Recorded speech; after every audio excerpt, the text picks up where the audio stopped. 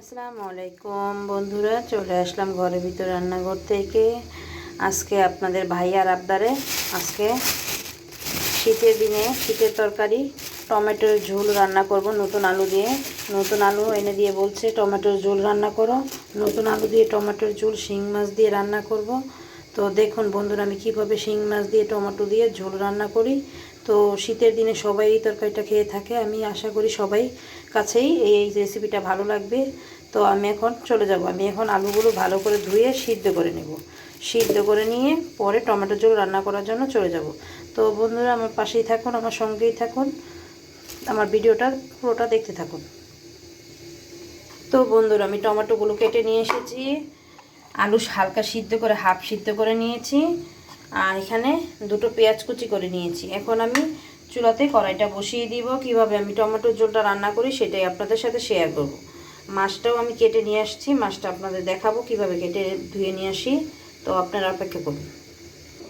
তো বন্ধুরা আমি এখানে শিং মাছ দুটো ফ্রিজ থেকে বের করে নিয়েছি। এখন আমি এগুলোকে কেটে ধুয়ে ভালো করে নিয়ে আসবো। তো দেখুন আমি এরকম সাইজের দুটো শিং মাছ নিয়ে নিয়েছি। এই শিং মাছ দিয়ে টমেটোর ঝোল রান্না করব নতুন আলু দিয়ে। আশা করি আপনাদের রেসিপিটা খুব ভালো লাগবে। তো আমি এখন শিং মাছটা ধুয়ে নিয়ে আসবো। তো বন্ধুরা আমার মাছটা কাটা ধোয়া শেষ। এখন আমি এগুলো হালকা ভেজে নেব। সামান্য পরিমাণ লবণ দিয়ে দিচ্ছি, সামান্য পরিমাণ হলুদের ফাঁকি দিয়ে দিচ্ছি, সামান্য পরিমাণ মরিচের ফাঁকি দিয়ে দিচ্ছি। এখন আমি এগুলো ভালো করে মেখে নেব। মেখে নিয়ে এখন আমি চুলাতে তেল গরম বসিয়ে দিয়েছি, সেখানে মাছগুলো ছেড়ে হালকা ভেজে নেব। মাছগুলো হালকা ভেজে দিলে টমেটোর ঝোলে ভালো লাগে। তো চলুন আমি মাছগুলো এখন ভেজে নিই। তো আমি একটা চুলাতে সামান্য পরিমাণ তেল গরম বসিয়ে দিচ্ছি, এতে সামান্য পরিমাণ লবণ ছড়িয়ে দেব। কারণ আমি এই কড়াইতে কখনো মাছ ভাজিনি, আজকে প্রথম ভাজতেছি। তো সামান্য পরিমাণ লবণ ছড়িয়ে দিচ্ছি। তেলটা ভালো পরিমাণ গরম হয়ে গেছে।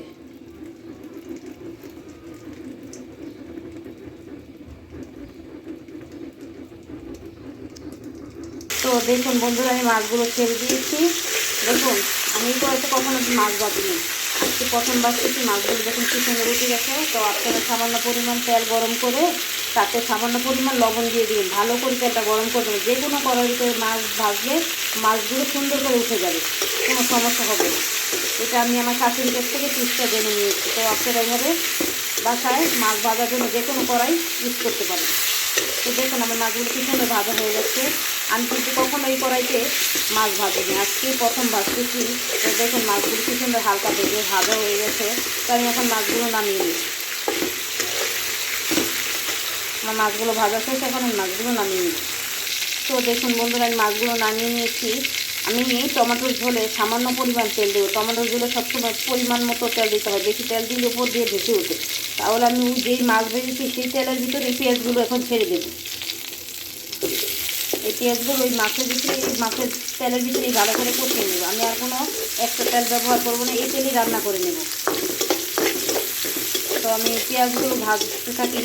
দেখো পেঁয়াজগুলো হালকা ভালো করে ভেজে নেওয়ার পর আমি মশলাগুলো দিয়ে দেব। দেখুন আমার পেঁয়াজগুলো ভাজা শেষ। এখন আমি দিয়ে দিব এখানে আদা রসুন একসাথে বাটা আছে, সেই বাটাটা এখন দিয়ে দিব। তো ভালো করে কষিয়ে নিই।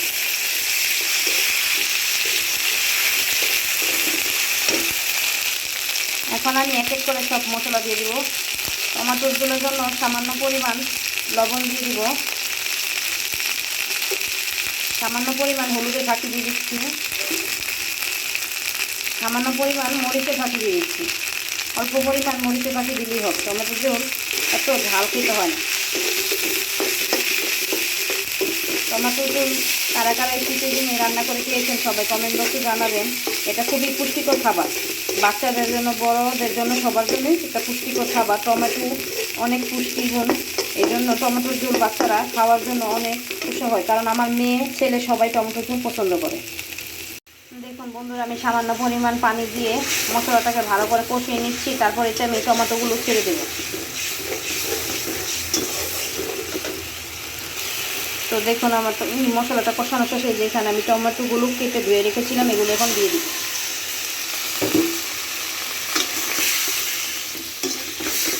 তো টমেটো গলার জন্য কিছুক্ষণ অপেক্ষা করব। আমি এখানে 5 মিনিটের জন্য টমেটোগুলো রেখে দেব।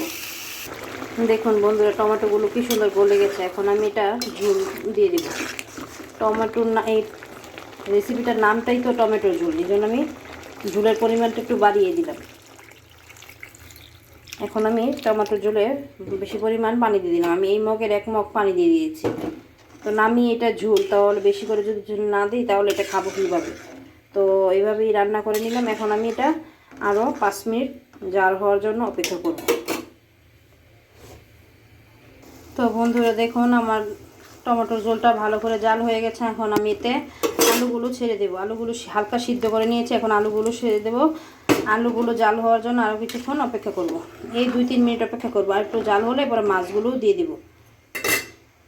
তো বন্ধুরা, এইভাবে ডাল ঘুটনি দিয়ে ভালো করে একটু থেতিয়ে দিলে টমেটোর ঝোলটা একটু গাঢ় গাঢ় হবে, অনেক মজাদার হবে।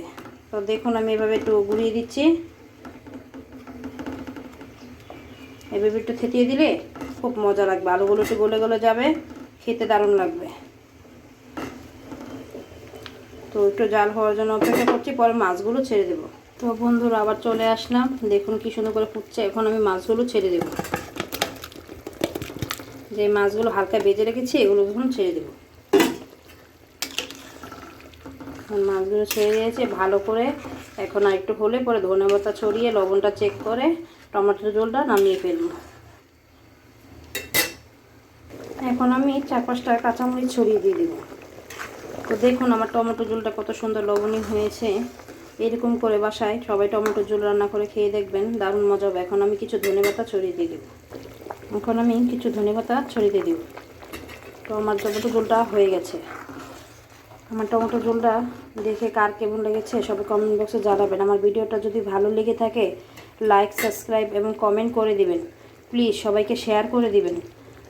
আজকের মতো এখানে এই ভিডিওটা শেষ করছি। আসসালামু আলাইকুম।